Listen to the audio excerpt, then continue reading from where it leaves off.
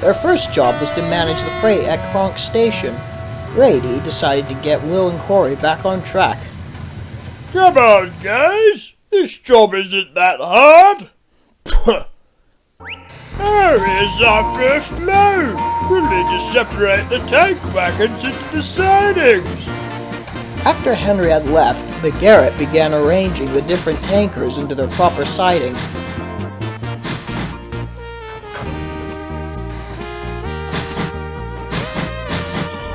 Then James arrived with a freight train.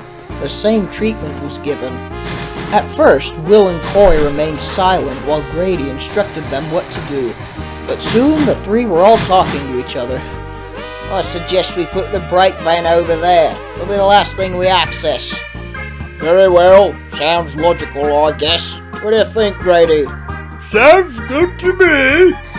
The three were working together, which they had been struggling to do for quite some time. The job was finished quickly, and the yard manager was very impressed. Well, I must say, you got that done quickly. Well done, you three. Thank you, but it was mainly under the guidance of... But before he could finish, an alarm could be heard in a small factory across the rails. Workmen came scrambling out. The boiler! It's gonna blow! Get away from here! Oh, God. Everyone get out, now! What about the fuel wagons? Leave them be. Well, if those get set off by an already catastrophic explosion, they could destroy the station. It'll be virtually impossible to put out.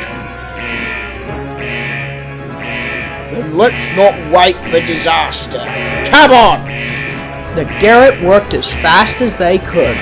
Quickly! Where do we take them? Far away. That's where. After they were coupled, they raced out of the station backwards. There was no time for a turntable. They were just in time. Crikey!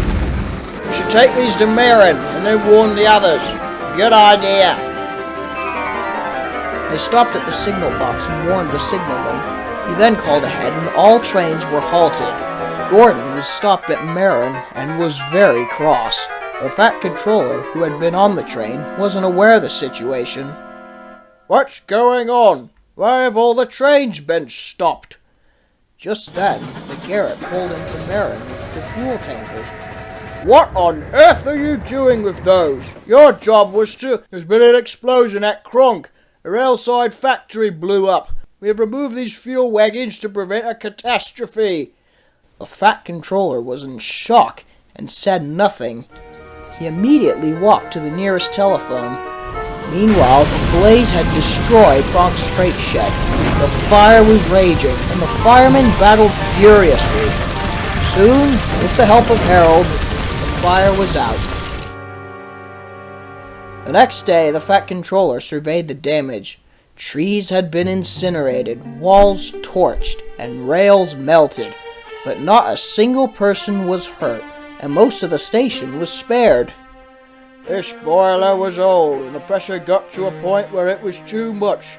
We should have monitored it more carefully. Then he turned towards the Garratt.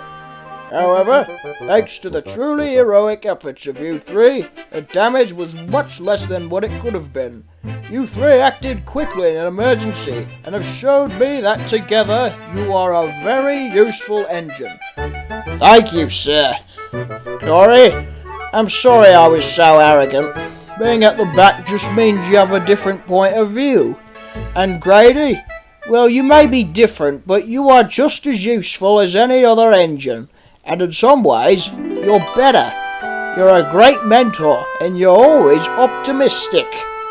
Thank you, Will. I know I'm different, but I'm proud of it.